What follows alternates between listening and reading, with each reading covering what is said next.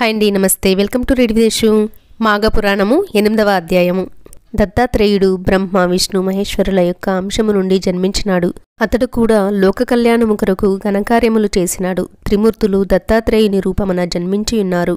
దత్తాత్రేయుని కాలములో కార్తవీర్యార్జునుడను అను క్షత్రియ వీరుడు మాహిష్మతి అను నగరమును రాజధానిగా చేసుకుని పాలించుచుండెను. అతనికి గురువర్యుడు దత్తాత్రేయులు. ఒకనాడు కార్తవీర్యార్జునుడు దత్తాత్రేయుని ఆశ్రమమునకు వెళ్ళి నమస్కరించి, గురువర్య, మీ అనుగ్రహము వలన అనేక విషయాలు తెలుసుకొని ఉంటిని. కానీ మాఘమాసము యొక్క మహత్యమును వినియుండలేదు. కావున మాఘమాసము యొక్క విశిష్టత గురించి, మాఘమాస ఫలము గురించి నాకు వివరించవలసినదిగా కోరుచున్నాను అని దత్తాత్రేయుని కోరెను. దత్తాత్రేయుడు కార్తవీర్యార్జునుని కోరికను మన్నించి ఈ విధముగా వివరించెను. భూపాల, భరతఖండములోనున్న పుణ్యనదులకు సమానమైన నదులు ప్రపంచమందు ఎక్కడా లేవు. ఈ నదులలో ముఖ్యమైనవి 12. అందుచేతనే వీటికి పుష్కర ప్రవేశము కలుగుచున్నది. బృహస్పతి ఒక్కొక్క సంవత్సరమునకు ఒక్కొక్క రాశి ఎందున్నప్పుడు ఆయా నదులకు పుష్కర ప్రారంభమగును.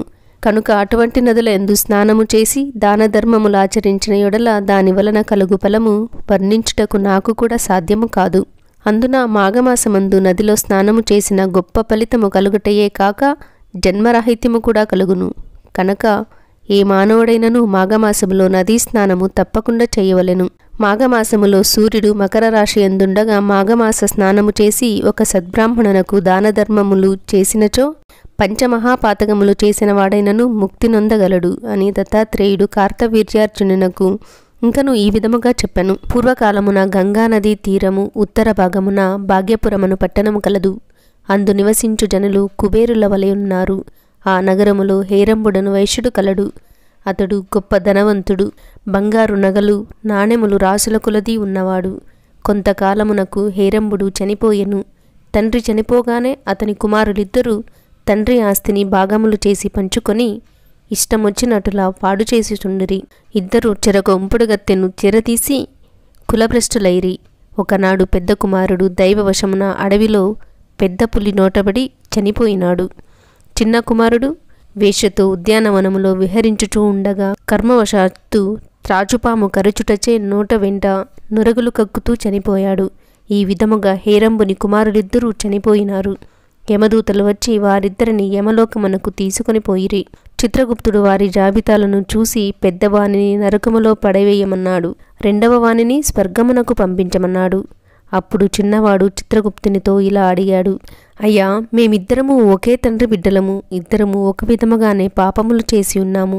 అయినా అతనికి నరకము, నాకు స్వర్గము ఏల ప్రాప్తించును అని అడిగెను. ఆ మాటలకు చిత్రగుప్తుడు, ఓ ఈ వైశ్యపుత్ర, నీవు నీ వేశ్యను కలుసుకొనుటకు ప్రతిదినము ఆమెతో సంగమించి గంగానదిని దాటి అవతలగొట్టన నీ మిత్రుని ఇంటికి వెళ్ళి వచ్చుచుండేవాడువు.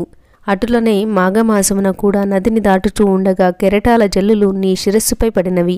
అందువలన నీవు పవిత్రుడవైనావు. మరొక విషయమేమనగా నీ మిత్రుడు బ్రాహ్మణుడు. ప్రతినిత్యము బ్రాహ్మణ దర్శనము చేసినచో గోహత్యాది మహాపాతకములు కూడా నశించును. కావున విప్రుని చూచుట వలన నీకు మంచి ఫలితమే కలిగినది. అదియూ కాక ఆ బ్రాహ్మణుడు జపించు గాయత్రి మంత్రమును కూడా నీవు విని ఉన్నావు. గంగానదిలోని నీరు నీ శరీరముపై పడినది కనుక నీ పాపములు నశించినందున నిన్ను స్వర్గానికి పంపమన్నాను అని చిత్రగుప్తుడు వివరించెను. ఆహా, ఏమి నా భాగ్యము! గంగాజలము నా మీద పడినంత మాత్రమునే నాకింతటి మోక్షము కలిగినదా అని ఆ వైశ్యకుమారుడు సంతసించి దేవదూతలతో స్వర్గలోకమునకు వెళ్ళిపోయెను.